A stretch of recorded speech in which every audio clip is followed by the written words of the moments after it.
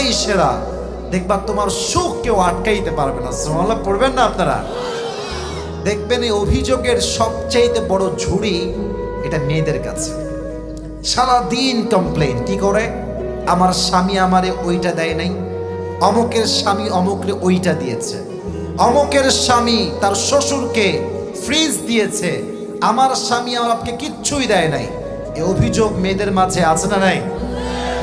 যে অভিযোগ করে বেশি তার জীবনে অশান্তি বেশি, যে অভিযোগ করে কম তার জীবনে শান্তি সবচেয়ে বেশি। ঠিক কিনা বলেন?